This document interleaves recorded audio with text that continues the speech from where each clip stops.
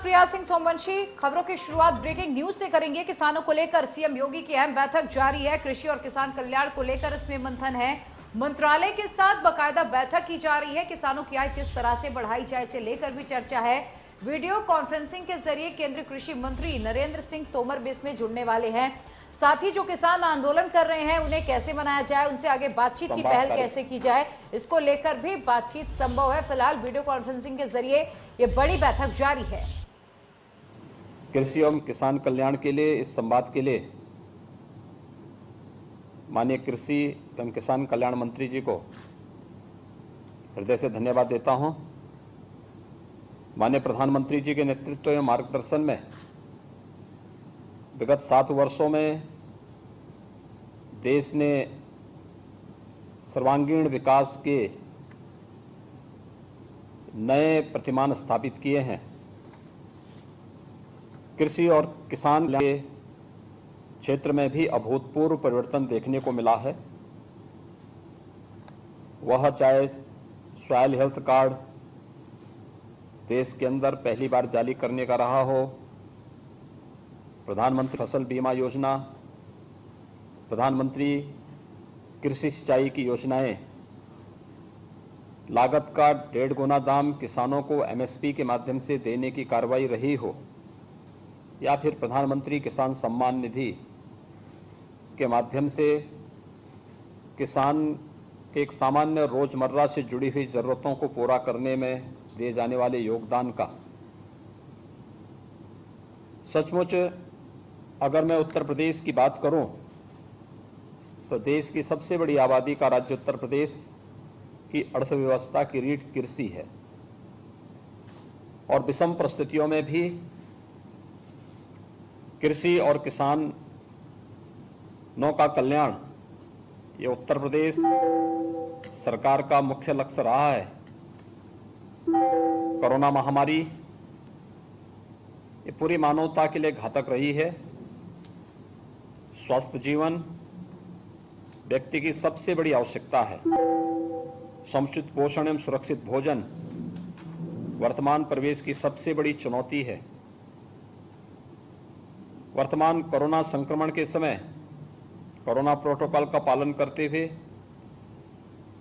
हमारे अन्नदाता किसानों द्वारा अनाज, दलहन, तिलहन, सब्जी, फल, दूध आदि की प्रचुर उपलब्धता आम जन को सुनिश्चित कराई है। मुझे यह सूचित करते हुए हर्ष हो रहा है कि उत्तर प्रदेश ने विगत 4.5 वर्षों के दौरान खाद्यान्न उत्पादन का एक नया रिकॉर्ड बनाया है।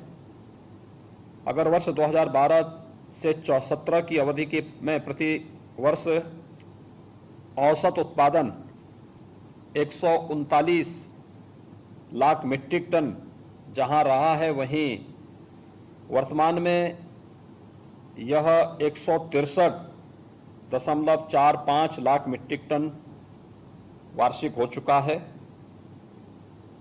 प्रदेश प्रोक्योरमेंट में के क्षेत्र में भी निरंतर प्रगति देखने को मिली है। खासतौर धान की खरीद 2012 अवधि में 123.6 लाख मीट्रिक टन से वर्तमान में बढ़कर के 214.56 लाख मीट्रिक टन हो गई है।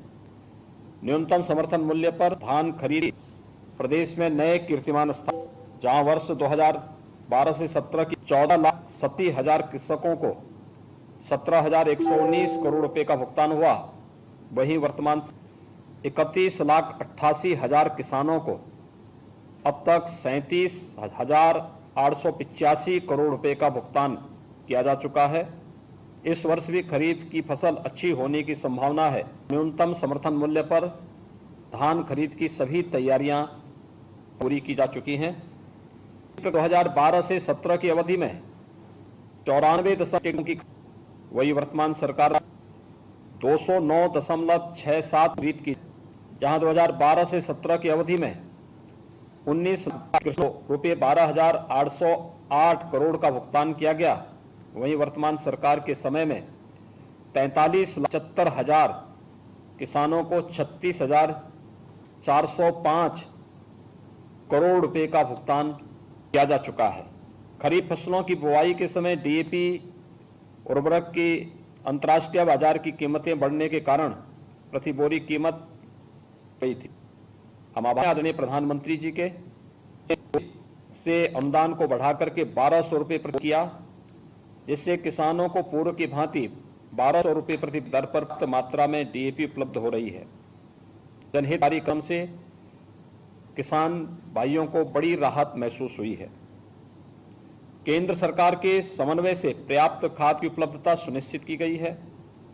करीब 2021 में 57 लाख मीट्रिक टन के लक्ष्य के सापेक्ष अब तक 53 लाख मीट्रिक टन उर्वरक उपलब्ध कराकर 36,76,000 मीट्रिक टन उर्वरक का वितरण भी किया गया है। दाना यूरिया के स्थान पर इफ्को द्वारा विकसित नैनो तरल यूरिया को किसानों द्वारा उपयोग किए जाने के लिए व्यापक प्रचार प्रसार भी किया जा रहा है। सरकार ने गन्ना किसानों के लिए भी कुछ महत्वपूर्ण कदम उठाए हैं। खासतौर पर गन्ना किसानों को वर्ष 2012 से 17 की अवधि में मात्र 95,000 करोड़ रुपए का गन्ना मूल्य का भुगतान हो पाया था। वहीं वर्तमान सरकार के समय में 45,74,000 गन्ना किसानों को 1,42,366 करोड़ रुपए से अधिक के गन्ना मूल्य का भुगतान किया जा चुका है। 2020-21 में कुल 21,80,000 हेक्टेयर क्षेत्रफल में कुल 1,783.42 लाख मीट्रिक टन गन्ना का उत्पादन हुआ, जो 818.07 कुंटल प्रति हेक्टेयर है। प्रदेश में कुल 165.55 लाख किसान क्रेडिट कार्ड का वितरण माह जुलाई 2021 तक किया गया है, जहां 2012 से 17 की अवधि में 2,39,515.07 करोड़ रुपए का ऋण वितरण हुआ था, जबकि वर्तमान सरकार के समय यह बढ़कर के 4,71,723.82 करोड़ रुपए से अधिक हो गया है। वर्तमान सरकार के कार्यकाल में फसली ऋण वितरण में पूर्व की सरकार के सापेक्ष 96.95% की वृद्धि हुई है। जैविक खेती को बढ़ावा देने के उद्देश्य से वर्तमान सरकार द्वारा परंपरागत कृषि विकास योजना के अंतर्गत 36 जनपदों में 585 क्लस्टर के 11,700 हेक्टेयर क्षेत्रफल में जैविक खेती कार्यक्रम का संचालन किया जा रहा है। इसी प्रकार गौ आधारित प्राकृतिक खेती के क्रियान्वयन हेतु 35 जनपदों के 38,670 हेक्टेयर क्षेत्रफल की रुपये 197 करोड़ रुपए की कार्ययोजना भारत सरकार को प्रेषित की गई है। योजना स्वीकृत होते ही इसके क्रियान्वयन को भी सुनिश्चित कराने की योजना है। नमामि गंगे परियोजना के अंतर्गत 3,309 क्लस्टर यानी 66,180 हेक्टेयर स्थापित कर 1,03,442 कृषकों को लाभान्वित किया गया है। सभी क्लस्टर के कृषकों को संगठित कर कृषि उत्पादक संगठन बनाने की कार्ययोजना पर भी कार्रवाई प्रारंभ कर दी गई है। एग्रीकल्चर इंफ्रास्ट्रक्चर फंड के माध्यम से इस कार्रवाई को क्रियान्वित करने की योजना है।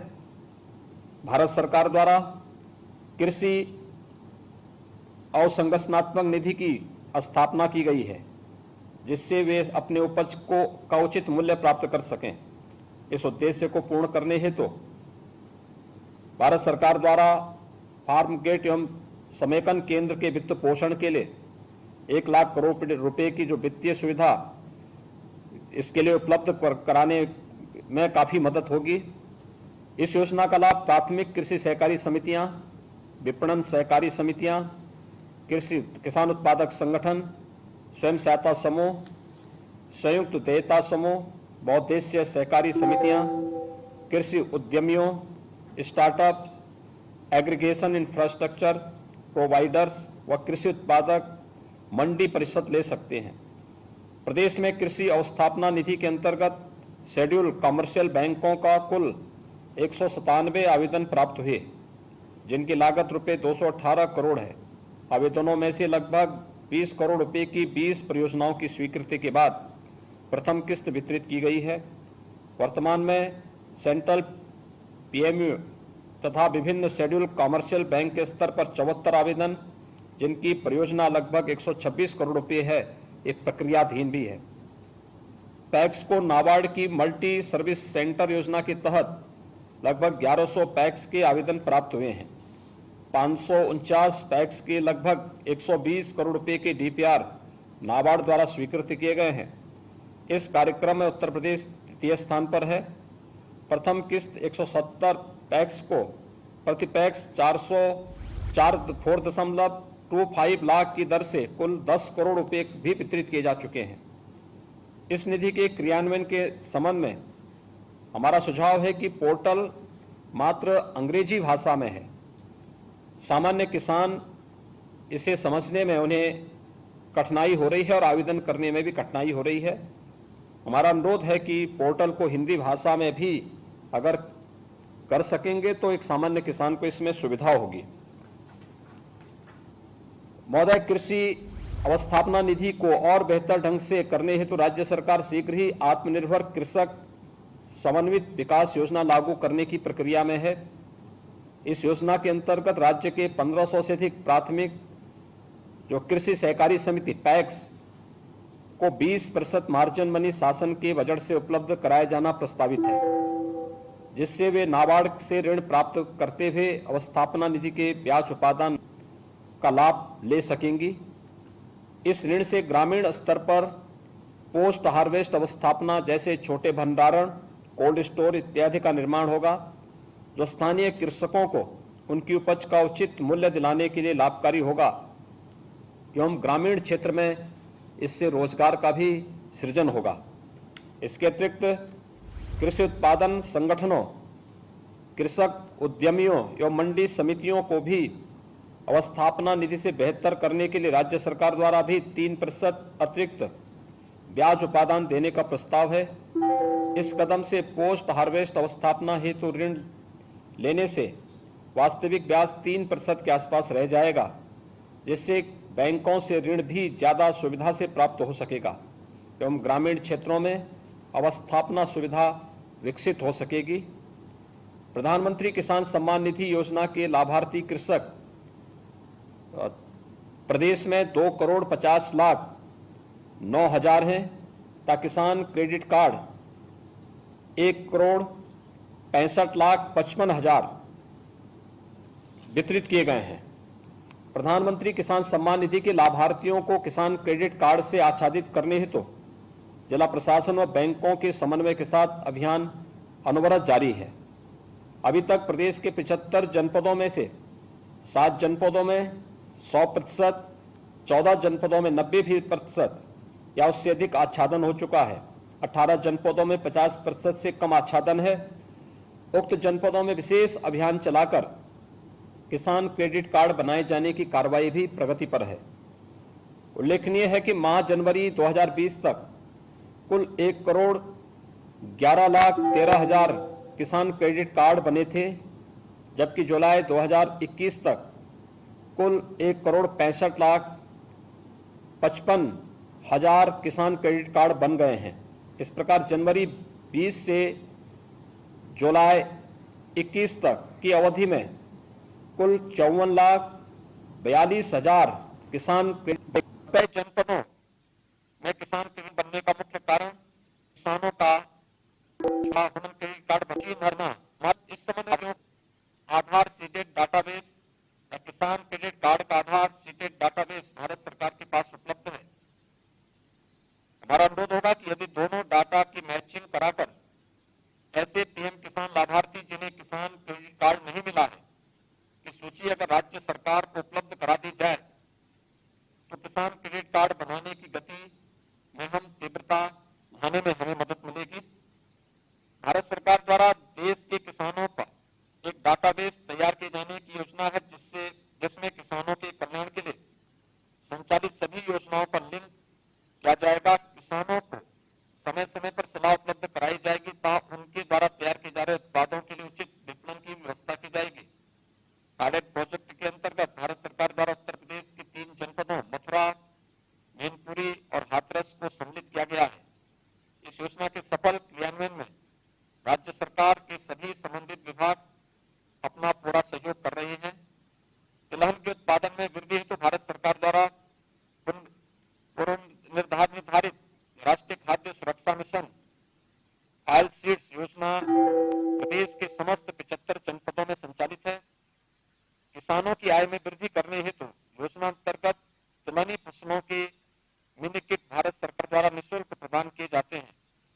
वर्तमान वर्ष में खरीफ में 13,960 तिल एवं मूंगफली के बीज मिनी किट कृषकों को वितरित किए जा चुके हैं तथा राई और सरसों एवं अलसी के 4,77,500 बीज मिनी किटों का वितरण भी कराया जाना वर्तमान में प्रस्तावित है।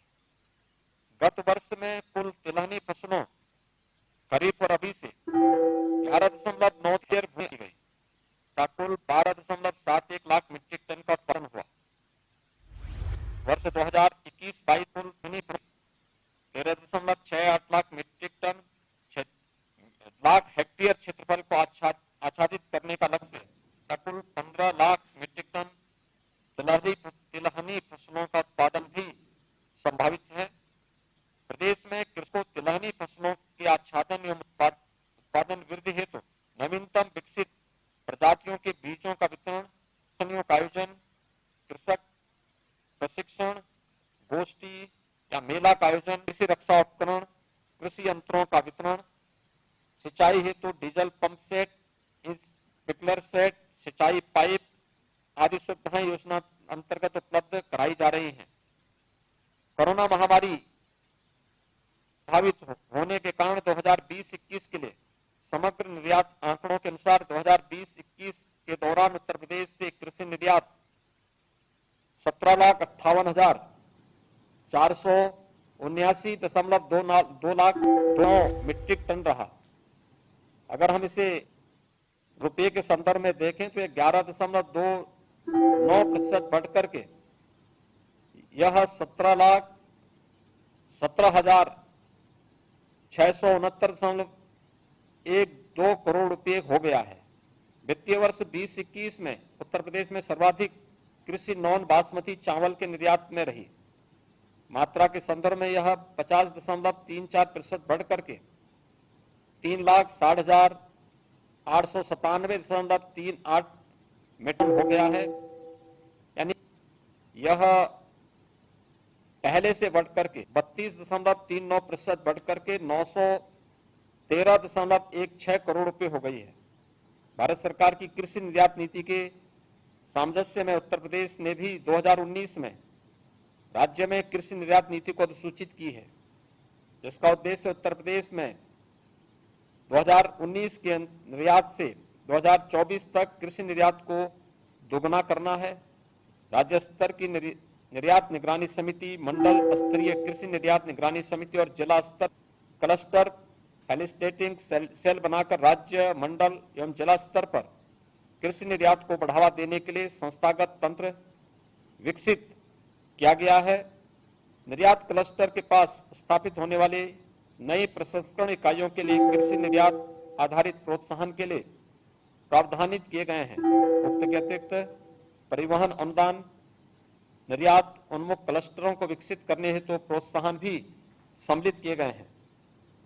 इसी प्रकार उच्च शिक्षा पाठ्यक्रम प्रारंभ करने वाले शैक्षिक संस्थानों को भी एक मुश्त रुपये 50 लाख अनुदान की व्यवस्था की गई है।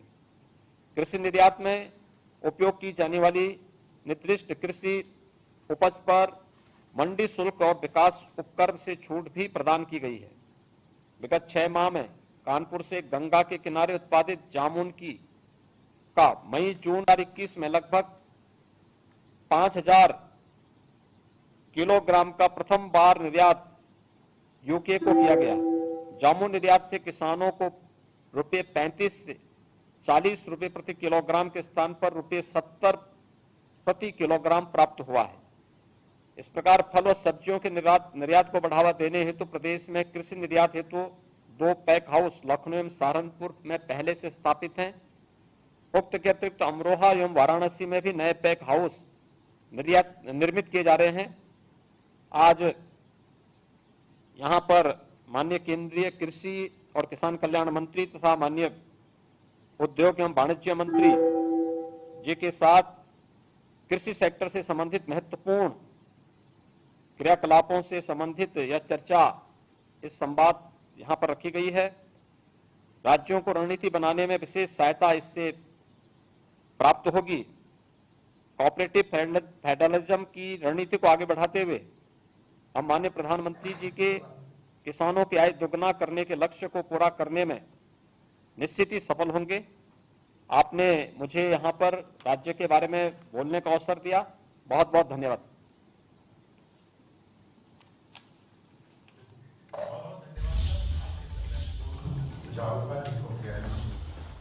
अभी आप यूपी के सीएम योगी आदित्यनाथ को सुन रहे थे। उन्होंने कहा कि यूपी की अर्थव्यवस्था के लिए कृषि बेहद जरूरी है। सरकार किसानों के हित में लगातार काम कर रही है और इस बार रिकॉर्ड गेहूं की खरीदी हुई है। यूपी में खाद्य और उद्यान में हमने रिकॉर्ड भी बनाया है।